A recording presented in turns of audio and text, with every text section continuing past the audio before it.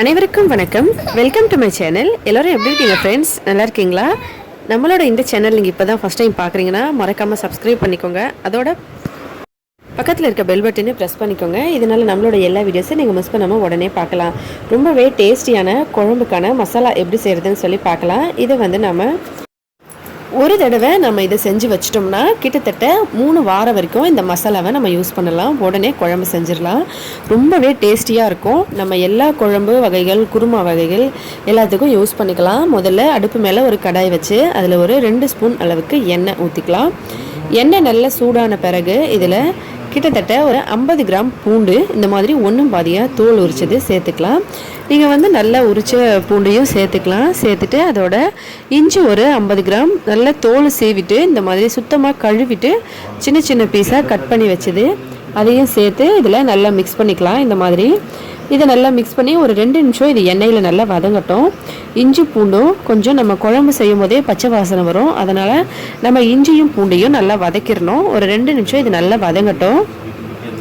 இப்போ நல்லா வதங்கிருச்சு பாருங்கள். கிட்டத்தட்ட ஒரு 2 நிமிஷம்.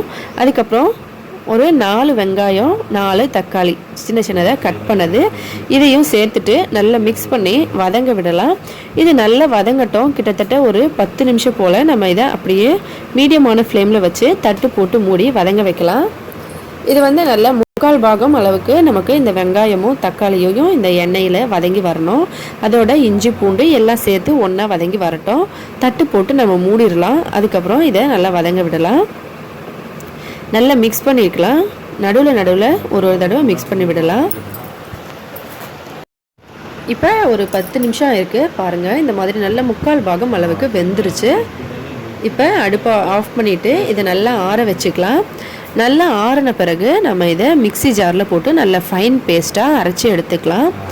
இது நல்லா ஆறட்டும். ஆறின பிறகு அரைச்சிக்கலாம் பேஸ்ட்டாக. அடுப்பு மேலே ஒரு கடாய் வச்சுக்கலாம். அதில் ஒரு 1/4 கப் அளவுக்கு சமையல் எண்ணெய் சேர்த்துக்கலாம். எண்ணெய் நல்லா சூடான பிறகு இதில்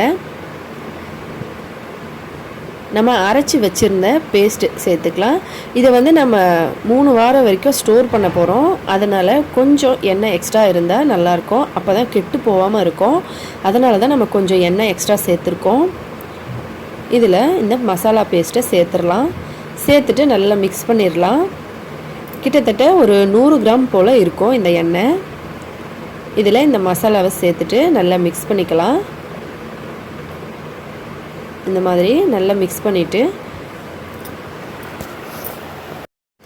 மசாலா நல்லா மிக்ஸ் பண்ணிவிட்டு இதில் 1 ஸ்பூன் மஞ்சத்தூள், 1 ஸ்பூன் கரம் மசாலா, 1 ஸ்பூன் மிளகாத்தூள், 1 ஸ்பூன் தனியாத்தூள், 1 ஸ்பூன் அளவுக்கு நம்ம வந்து சீரகத்தூள் சேர்த்துருக்கோம்.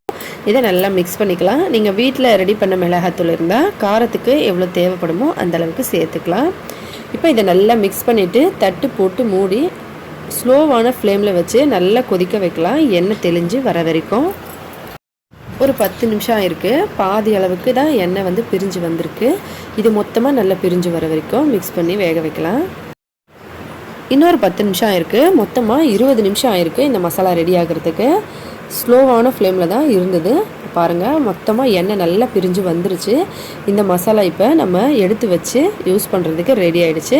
இது ஆறின பிறகு ஒரு ஸ்டீல் டப்பாக்குள்ளே போட்டு நம்ம மூடி வச்சு ஃப்ரிட்ஜுக்குள்ளே வச்சிடலாம். வேணும் போது எடுத்து செஞ்சுக்கலாம்.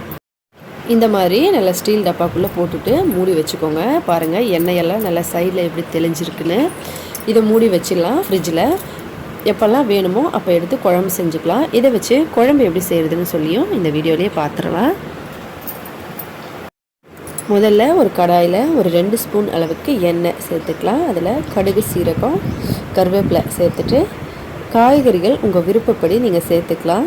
நான் வந்து பீன்ஸ், உருளைக்கிழங்கு, கேரட் நல்லா சுத்தமாக கழுவிட்டு தோல் சீவி இந்த மாதிரி சின்ன சின்னதாக கட் பண்ணி வச்சுருக்கேன். இது எல்லாத்தையும் சேர்த்துடலாம்.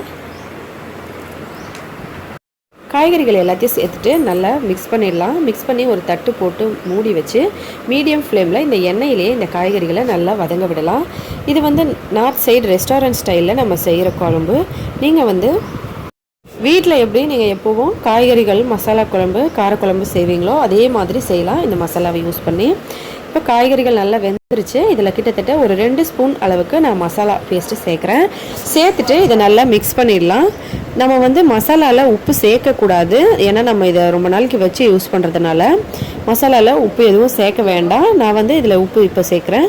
காய்கறிகள் நல்லா வெந்த பிறகு எண்ணெயிலே வெந்துருச்சு.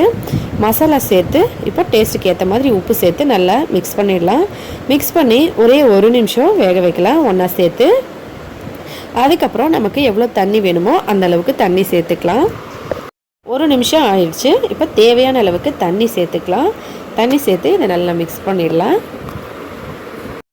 நான் வந்து கொஞ்சமாக தண்ணி வச்சுருக்கேன், ஏன்னா ரச சாதத்துக்கு இது ஒரு சைட் டிஷ்ஷாக செஞ்சுருக்கிறதுனால தண்ணி கம்மியாக வச்சுருக்கேன்.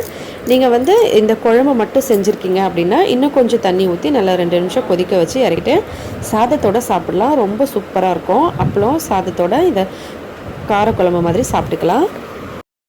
2 நிமிஷம் ஆயிடுச்சு, நல்லா கொதிச்சிருச்சு. கொத்தமல்லி தழை தூவி நம்ம இதை இறக்கிடலாம்.